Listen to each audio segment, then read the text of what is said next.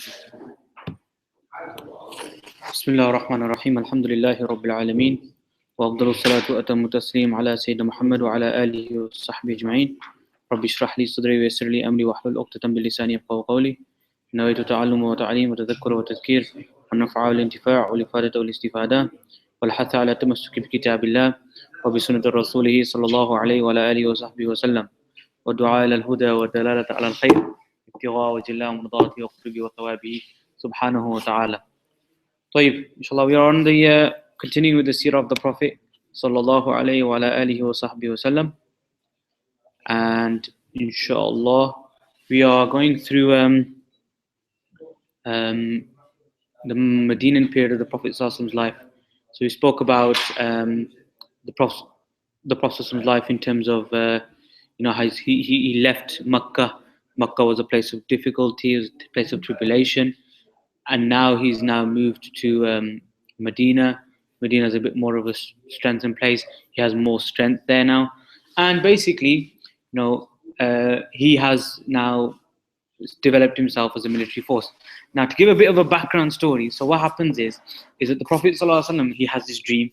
And in this dream, he dreams that he sees shaven head people circumambulating the masjid.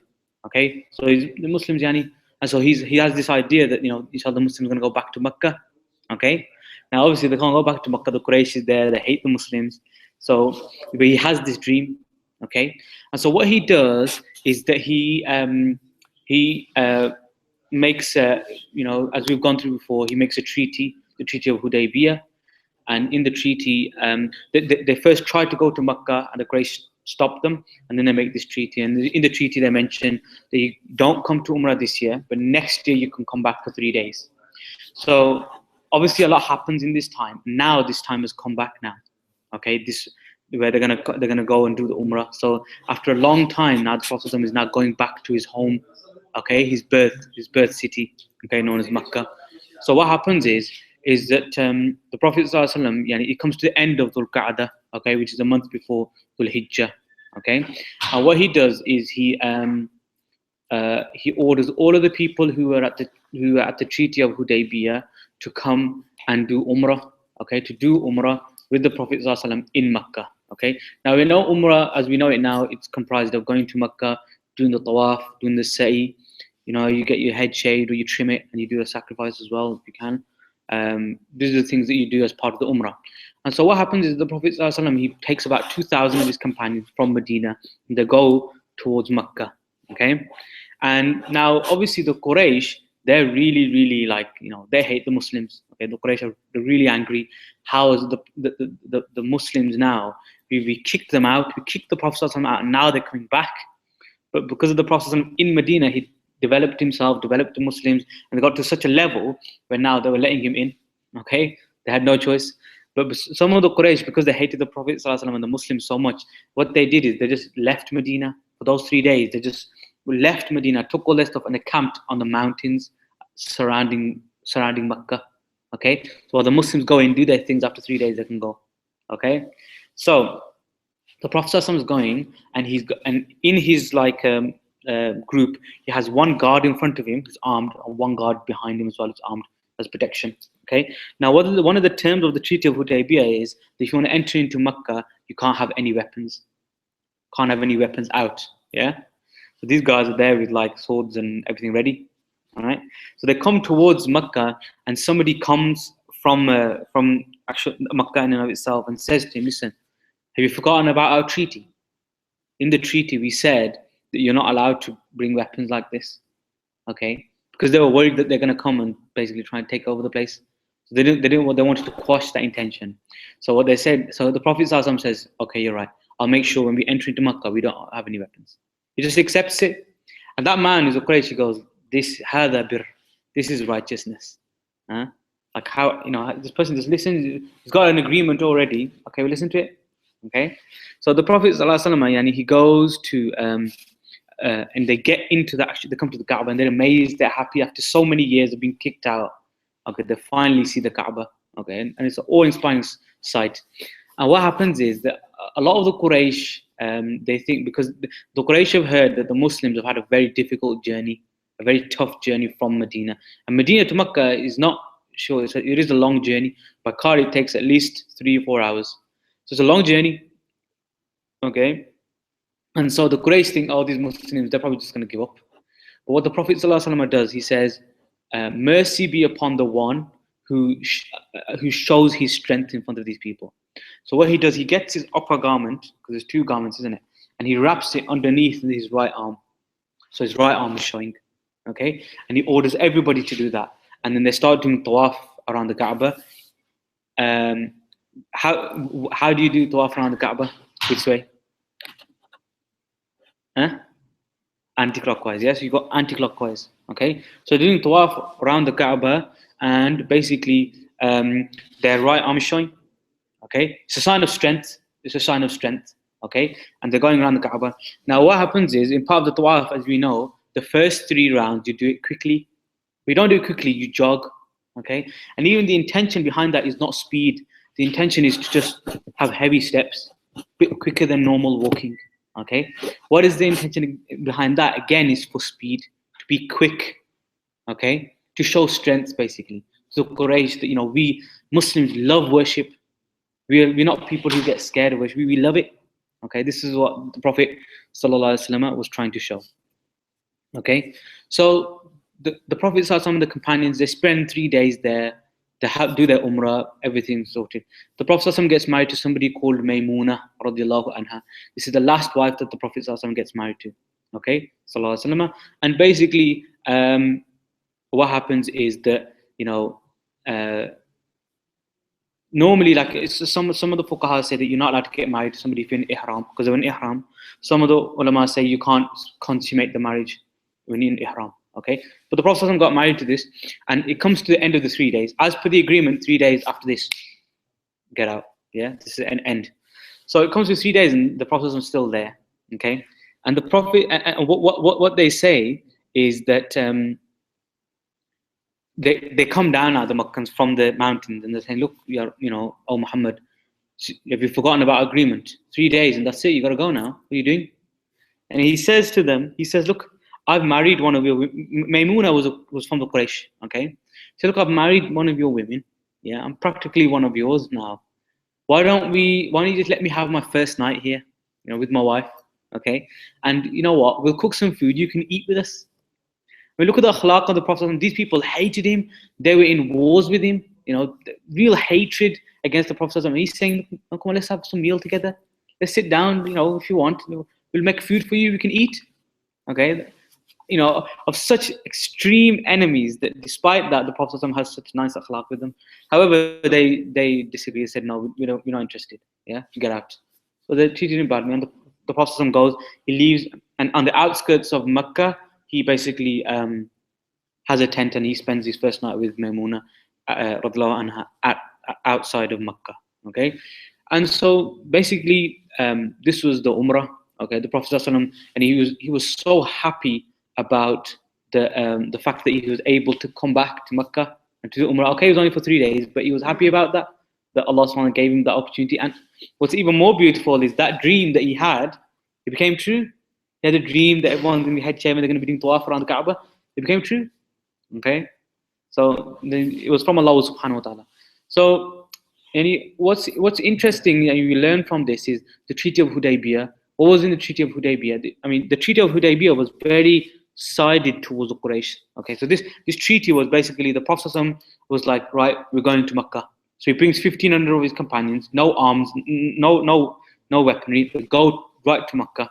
And the Makkans are like, no, we're not having any of this. Okay, so they stopped them and they said, look, let's come to the Prophet then goes to a place called Hudaybiyah, and they have like discussion, and they make a treaty. And in the treaty, they say, look, we are not going to fight you. You're not going to fight us. We're going to have peace for 10 years. And in that 10-year period, certain rules that came out with it. If you want to have allegiance with any tribe, that's fine. If you have allegiance with any tribe, that's fine. It's up to us, yeah? Also, of the things that he mentions in the treaty is that if any of the Quraysh people, the kuffar, come to you, Muslims, you have to return him back. But if any of you Muslims come to us, we have to keep him. Okay, so it was unfair. It was unfair against the Muslim. But the Prophet ﷺ, he did accept it. And a lot of Muslims, as we mentioned in the previous classes, So a lot of the Muslims were upset at that. But look how, because of that, Allah subhanahu wa ta'ala allowed them to do Umrah. Okay? This is known as the Umrah of Qada. So Qada is what you do is when you miss something. Okay, so if you missed a prayer, then you do a Qada of it. If you missed fasting in Ramadan, you do a Qada of it. You just do it after. Okay, so dispensation. So likewise here, those people who intended to do Umrah, in Ikhlas, Allah subhanahu wa ta'ala gave them the opportunity and they were able to do it. And this was the reason for the Muslims being able to then take over Makkah eventually, which we're going to be going over next week. So the Muslims take over Makkah. They just all come down and just take over the whole place. Okay, which is really nice, really interesting. Okay, a few other points to mention, inshallah, then we finish, inshallah. So we've finished the 7th year of Hijrah. So 7 years the Prophet ﷺ has been in Medina. Okay, and this time, obviously, the Muslims have been well established. They're known as a religion now, a proper religion, Islam, muwahidun, believers of one God, in Tawheed, etc. And they're a military force. Okay, can't beat them. They're so strong. Okay, the Muslims, really powerful people, mashallah, tabarakallah, by Allah's help. So what happens is that Islam is starting to now feed into the hearts of people. Okay, and of the people that it feeds into is some notables in Quraysh. Okay, the first person, we just mentioned just two people. First person was someone by the name of Amr ibn al-As. Amr ibn al-As was a big leader of the Quraysh. Okay, and what happens to him is after the Battle of Khandaq. Okay, after the Battle of Khandaq, after the battle, then the Muslims went to do Hudaybiyah. They were going to go to Makkah. This man, he was a big timer in the Quraysh. He was just angry, didn't like the Prophet ﷺ, didn't like the Muslims, hated it, hated the whole thing. Okay, and so he thought that if the Prophet ﷺ is beating the Quraysh in all these wars, that he's going to take over Makkah, and I just don't like that because I don't want to be a Muslim and I don't like Muslims. So he says, all right, I'm just going to leave Makkah. So what he does is he decides to go to a place called Abyssinia. Now, who's in Abyssinia? Negus, yeah? The Najashi, he's in Abyssinia. He's already a Muslim. He was a Christian. And the Muslims, when they were in Makkah, they were persecuted. The first hijrah that they made was to Abyssinia. And some of the Muslims stayed there. And the Negus gave them safety and security. So this guy now goes to Negus. And when the Muslims first went to the Abyssinia, okay, they went there and they wanted to get safety. There was a person from the Quraysh who went there to try and get them to return back. That's Amr ibn al-As. So it's the same person. Okay. So he now goes to Abyssinia. He's like, look, well, I know the Negus. We're good friends. We're going to go. I'm just going to go there because I can't do this business with Makkah. It's just too much. Yeah. So he goes and one of the Muslims who's there, okay, Amr ibn al-As finds out about him and he goes up to the Negus. He says, listen, look, this guy is a criminal. I want to capture him. I want to kill him. Okay. So the Negus basically punches him in the face and he says to him, he says, look, why do you hate the Prophet ﷺ so much? What's wrong with you? What's wrong with you?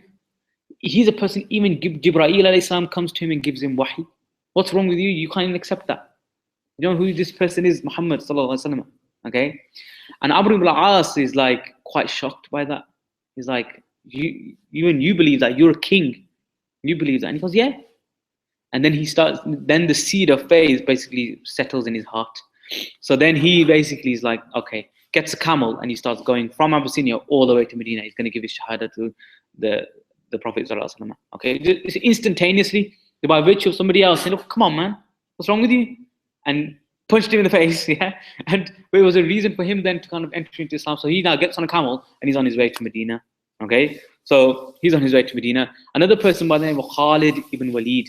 Khalid ibn Walid, known as a warrior, he was a main army general in Quraysh. Okay, so he was somebody who was very strong military, from a militarily perspective. He says, I've always won wars, always, but whenever I've stood in front of Muhammad sallallahu alaihi wasallam, I started losing, right? And he goes, this guy is something special, yeah. This Prophet sallallahu alaihi wasallam, he has divine protection, yeah. So he realized that this person is somebody special. Now, Khalid ibn Walid, he was Zaki, he was a very, very intelligent person.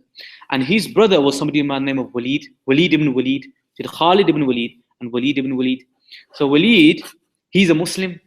And the Prophet ﷺ says to him that, look, your brother, like, why is he not with us? Like, he's clever, he's intelligent. You should know that this is the truth. tell him, isn't it? What's going on? Where's Khalid? He's supposed to be on our side. Okay. So Walid ibn Walid writes a letter to his brother. He says to his brother, look, Bismillah ar-Rahman ar-Rahim, this is to my brother. He goes, I haven't seen anything more stranger than the fact that you're not a Muslim. You're so clever, you're so intelligent. Why don't you use that intellect properly and become Muslim? It's the truth. There's nothing more, you know what I mean? And that's what you have to realize about the Quraysh and the people. They were in Jahiliyyah. And Jahiliyyah, like Jahila means like ignorance. So they were in a state of ignorance. And so Islam came as a haqq, as a truth, to obliterate that. Okay? So what happens is he writes this letter and he says, the Prophet is asking about you, where are you? Okay? So this Khalid bin Walid, he realizes, he starts to have like things in his heart. He's like, maybe I should become a Muslim. Maybe I should. Okay? So what he does is he has this dream.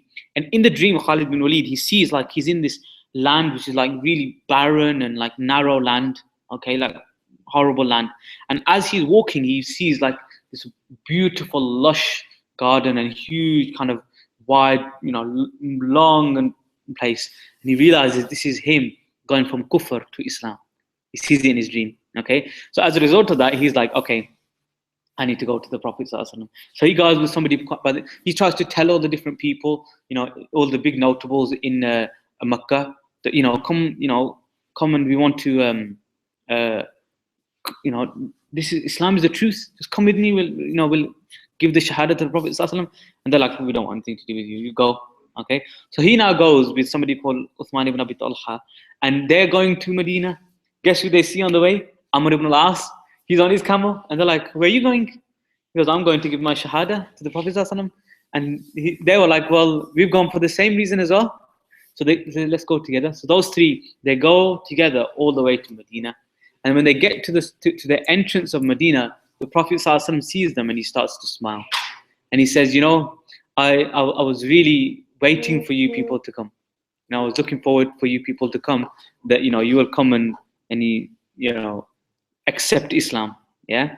And so the Prophet ﷺ, he says, come forth and, give the bay'ah. So Khalid ibn Walid, he first gives the bay'ah and he gives the shahada. And then he says, Ya Rasulullah, I've come here, I fought you in battles. And just ask Allah to forgive me. Okay? And he feels bad, like all of a sudden he's like feeling bad about all the wars and the fighting and the bloodshed that he caused. Because of Uhud. Uhud was won because of Khalid bin Walid. The Quraysh beat the Muslims really in Uhud because of him. Because he saw the archers come down. He knew the archers were, poised there. As soon as they came down, he came around the back and just flushed out the Muslims. So he was clever. He wasn't somebody who was just, but he said, look, I've been in wars and I've fought and killed your people. Ask Allah to forgive me, And the Prophet ﷺ says, he says, look, when you become a Muslim, it all gets emptied.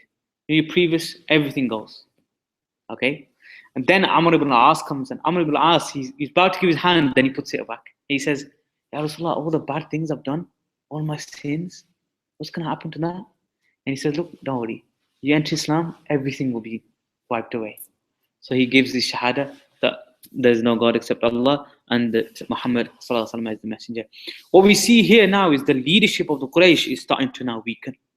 Okay, major leaders, major military leaders, major notables, they're now becoming Muslim. And what's even more beautiful is that the Prophet ﷺ, when these people come into Islam, he doesn't say, okay, you become Muslim now you're going to be sweeping the streets. No, those same military leaders, he makes some military leaders in Islam. So Khalid bin Walid is known as one of the great military warriors in Islam.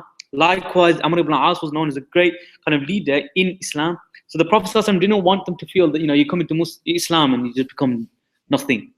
He used their ability and then just pushed them, but they were fighting for Allah's sake. They were leading for Allah's sake, So this is kind of like you could say, conversion of some really important people, okay? And they will then pave the way. And as we're going to see next week, the Fath, okay? The true Fath is going to come, okay? When Muslims take over Makkah, okay? What do we learn from these conversions? Well, first of all, that hidayah min Allah, guidance comes from Allah subhanahu wa ta'ala. You can try and give da'wah to people all day long and they won't listen. They won't listen. You know, da'wah is just to call. You just call somebody. You know, like if I say da'a Zaydun Amran, Zayd just called Amr. He didn't convert him. He just called him. Whether he wants to respond to the call, that's up to him, isn't it? So Allah is the reason that, Allah is the one who gives hidayah to people. Allah places, look at Amr ibn al-As, that punch was the reason that he started to think about Islam. Khalid ibn Walid, that one letter, that dream, that's the reason that Islam just kind of just sat in his heart. And so whenever we're trying to give da'wah to non-Muslims, or even Muslims, because there are Muslims who are astray, and they need the call back to Allah subhanahu wa ta'ala, Allah is the one who guides people, And so you should never ever think that guidance is in your hands, that, I'll have to guide him to the truth. No. You give them good counsel, you give them nasiha, and then you leave the rest to Allah subhanahu wa ta'ala. There are some people, who, I know people who, have been trying to advise them for so long, they're not interested. They're not interested. They still fall into the same traps, still fall into the same problems, even though they know what's right, but they just still mess up. So sometimes Allah subhanahu wa ta'ala not sometimes, always Allah subhanahu wa ta'ala is the one who's going to cause everything to kind of, if it's meant to be, it's meant to be. That's from the qadr of Allah Jalla wa ala. And also, da'wah is about two things. Taking your time. You have to take your time. Don't ever think that, I've told him about these talks and I've told him about the classes and I've told him about and then you should be all right. A brother came to me recently, after Maghrib, I was talking, not after Maghrib, after Jum'ah, okay? And he's telling me, I've got some marriage problems and, my wife, she's converted, but she doesn't pray with me. She doesn't pray salah. She's not interested. And I said to him, look, does she know anything about Allah and His Messenger? Does she know anything about Allah subhanahu wa ta'ala, about the Prophet sallallahu alaihi wasallam? He said, no. I said, well, how do you expect her to stand up for Fajr and she doesn't even know anything about Allah? She doesn't even know anything about the Prophet sallallahu alaihi wasallam, forget about getting them to stand up. They can stand up and just okay, ruku, okay, sujood. It doesn't mean anything, And these things take time. Allah subhanahu wa ta'ala has, munazzahun min kulli naqs wal aib. He's free from any type of deficiency. So you can never stop learning about Allah subhanahu wa ta'ala. So it's a constant journey. It takes time. You want to bring people close to Islam. Don't expect I've given him everything. I've given him all the arguments and all this and everything. And you should, come on, you're stupid, changing. No, I remember, the story from, his brother was telling me, he was in university and he was doing this da'wah week. Okay, and somebody came to him and he explained to him about the religion and everything, and explained that this Allah subhanahu wa ta'ala and everything, and Allah is the one who created everything and gave perfection. And the man was like, okay, goes home, okay, calls him up in the middle of the night and says, listen, what you said to me hit my heart. I need to speak to you now, middle of the night. So he gets up, goes in the middle of the night, goes and speaks to him, becomes a Muslim in the middle of the night, okay, in the streets. Okay, so Allah is the one who puts guidance whenever, but you just have to give it and just let Allah do the rest. And also akhlaq, it's all about good character. Sometimes you don't have to overtly give the da'wah. Sometimes you just have to, just with your akhlaq. We finished with a beautiful story that, we've seen some of the flooding happening in north of England, and look, I saw this video of this person. He said, my house was destroyed, everything was destroyed, and the only people who came to help me was Muslims. They came from their homes, they came all the way here and they helped me and supported me. They opened their masjid, I slept in their masjid, they gave me food, gave me everything. The Muslims helped me. He mentioned that on the TV so they know. And so sometimes da'wah, it can be a service, khidmah. You're helping somebody, you help someone, they will never forget you for the rest of their life. Okay? So we have to think about, in our life, what efforts are we making towards kind of, being a khidmah to people, being a service to people, having good akhlaq with people, giving those little drops, so then eventually people, khalas, they become closer towards Allah subhanahu wa ta'ala. Tayyib. Any questions? You mentioned this Prophet sallallahu alaihi wasallam. He is going to rise. Okay, he is going to be there for 3 days. The people there, they go around the mountain to cut down them. So he come and married Maimuna. Okay, the time before he married Maimuna, Maimuna no believer. No, she became Muslim. She became Muslim. She's a Muslim. Yeah, yeah. Okay. She's actually, she is related to the uncle of the Prophet Sallallahu Alaihi Wasallam. So the uncle of the Prophet Sallallahu Alaihi Wasallam is who? Abbas. Abbas at this point hasn't become a Muslim, but she, obviously they get married, and obviously she already became Muslim. Okay, you're not allowed to get married to mushrikin like that. So she obviously became a Muslim, but he was actually related. And what's interesting about that marriage is that Abbas, he wasn't a Muslim at that point, but he told the Prophet ﷺ to get married to her. And so the Prophet ﷺ said, okay, if you're saying it, then yeah. And Abbas got really happy with that. You know, if Mr. Mursi says to me, listen, Yusuf, there's this girl, I think you should get married to her. And I say, okay, Mr. Mursi, yeah, that's fine. Mr. Mursi is going to be happy. He said, okay, I did matchmaking, alhamdulillah, be happy. So likewise, Abbas, he was so happy that the Prophet ﷺ accepted his recommendation. And they say that was one of the reasons that then he became closer towards the Prophet ﷺ, and by virtue of that, then he accepted Islam as well. Those who went, they camp around not all of the Meccans did that. Only the people who were really angry with the Muslims, which was the majority of them. Okay, they were obviously not happy, but this is the agreement they made. And that's one of the things that you have to realize about the Arabs, was that they stuck to their agreement. Doesn't matter if they hated it or not. The agreement was there. They had to honor it. There were people of honor. There were people of, that's how it was. They rarely would they betray that. Okay, it was an issue. They had that truthful quality within them even before Islam. Yeah. And finally, if you go for Umrah, you go for Hajj, is it the same routine you have to do? What you have to do the Hajj, you have to do the same routine for Umrah as well. So basically, with Umrah, to kind of basically put it in Umrah, what you have to do, obviously, you have to do the tawaf, you have to do the sa'i, and then you have to kind of trim your hair or shave it. Okay, and give a sacrifice as well if you can. With Hajj, is different.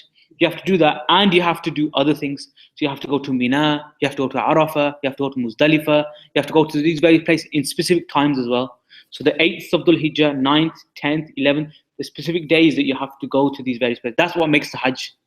In fact, it's possible to not even do Tawaf and Sa'i in Hajj. You can just go and do the various different other things as well. Okay, but the point is that, so there's a difference. But Hajj happens at a specific time in Dhul Hijjah. And Umrah can happen anytime, except when they don't ban people. So that's that. طيب, okay. جزاكم الله خيرا وصلى الله على سيدنا محمد وعلى آله وصحبه أجمعين.